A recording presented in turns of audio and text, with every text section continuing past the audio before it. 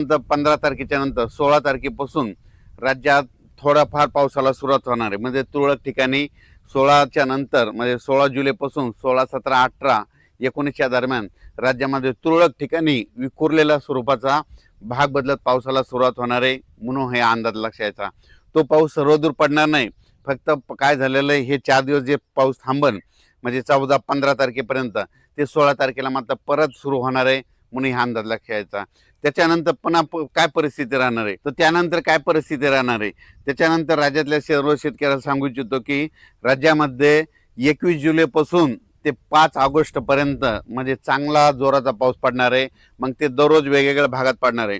मग 21 जुलैच्या नंतर सगळ्यात जास्त जसं मुंबईला पाऊस पडला ना, आता मुंबई, पुणे, नाशिक, आता नंबर आहे विदर्भाचा, आता 14 जिल्ह्याचा नंबर आहे. मग तुम्हाला सांगू इच्छितो 21 जुलै ते 21 जुलै ते 5 जुलैच्या दरम्यान राज्यामध्ये गडचिरोली, चंद्रपूर, नागपूर, वर्धा, भंडारा, गोंदिया, यवतमाळ, अकोला, हिंगोली, वाशिम, त्याच्यानंतर इकडं बुलढाणा जिल्हा, जालना जिल्हा, जळगाव जिल्हा, ह्या भागामध्ये मात्र 21 जुलै, 22, 23, 24 पर्यंत चांगला जोराचा पाऊस पडणार आहे, म्हणून हा अंदाज लक्षात यायचा. जसं मुंबईकडे पाऊस पडला तसा काय होणार आहे, नागपूरकडं, वर्ध्याकडं, भंडारा, त्याच्यावर चंद्रपूर, यवतमाळ, हिंगोली, अमरावती ह्या पट्ट्यामध्ये काय होणार आहे, म्हणजे शेवटच्या आठवड्यात चांगला पाऊस येणार आहे, म्हणून हे विदर्भात, पूर्व विदर्भातल्या शेतकऱ्यांनी अंदाज लक्षात घ्यायचा. 21 जुलै ते 5 ऑगस्टच्या दरम्यान विदर्भामध्ये चांगला पाऊस पडणार आहे. पूर्व विदर्भ आणि पश्चिममध्ये 6, 5, 11 जिल्ह्यामध्ये चांगला पाऊस पडणार आहे, म्हणून विदर्भवासियांसाठी आनंदाची बातमी.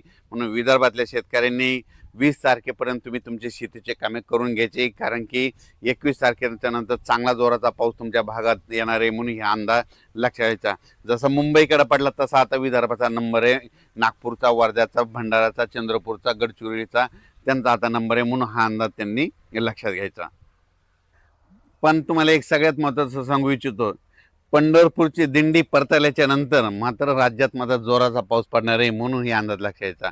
मग ते पाऊस कसा पडणार आहे, 27 जुलैपासून ते 5 ऑगस्टपर्यंत राज्यात मग जोराचा पाऊस सगळीकडेच पडणार आहे, म्हणून हा अंदाज लक्षात यायचा. त्याच्यानंतर सांगायचं झालं तर अहिल्यानगर जिल्हा, पुणे जिल्हा, नाशिक जिल्हा, तिकडं काय होणार आहे, 21 तारखेच्या नंतर चांगला पावसाला सुरुवात होईल आणि सरी मात्र पुणेकडं तिकडं सुरू होतील, म्हणून हे अंदाज लक्षात यायचा. त्याच्यानंतर इकडं सांगली जिल्हा झालं, सोलापूर जिल्हा झालं, लातूर जिल्हा झालं, धाराशिव जिल्हा झालं, जुलैच्या शेवटच्या आठवड्यामध्ये तिकडं पाऊस येणार आहे. तिकडे सध्या तरी असा मोठा पाऊस तिकडल्या भागात नाही, म्हणून लातूर जिल्हा, त्याच्यानंतर धाराशिव जिल्हा, सोलापूर जिल्हा, सांगली जिल्हा ह्या भागातील शेतकऱ्यांनी, बीड जिल्ह्याच्या काही भागातील शेतकऱ्यांनी लक्ष द्यायचा. आता हे जे पाऊस येणार आहे म्हणजे आता 21 जुलैपासून जे जास्त पाऊस फक्त आता पूर्व विदर्भ आणि पश्चिम म्हणजे 14 जिल्ह्यामध्ये जास्त पडणार आहे, म्हणून हे अंदाज लक्षात यायचा. त्याच्यानंतर यात्रा परतल्याच्या नंतर मात्र महाराष्ट्रामध्ये सगळीकडे जोराचा पाऊस पडणार आहे, म्हणून हा अंदाज लक्षात यायचा. म्हणजे 27 जुलैच्या नंतर राज्यात मग 27 जुलै ते 5 ऑगस्टच्या दरम्यान मग राज्यात सगळीकडे जोराचा पाऊस राहील, म्हणून हे अंदाज लक्षात घ्यायचा. तसेच काही जिल्ह्यामध्ये आणखीन अद्यापही काही भागात पाऊस झाला नाही. त्याच्यामध्ये नंदुरबार जिल्हा एक आहे, सोलापूर जिल्हा एक आहे, लातूर जिल्ह्याचा काही भाग आहे, धाराशिव जिल्ह्याचा भाग आहे, बीड जिल्ह्याचा काही भाग आहे, नांदेडचा काही भाग आहे, सांगलीचा काही भाग आहे.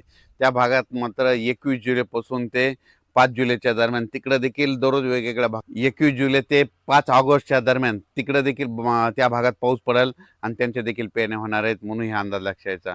नंदुरबार जिल्ह्यात देखील आता ह्या 15-16च्या दरम्यान म्हणजे 16-17च्या दरम्यान नंदुरबार जिल्ह्यात देखील पावसाला सुरुवात होणार आहे, म्हणून ह्या नंदुरबार जिल्ह्यासाठी आनंदाची बातमी.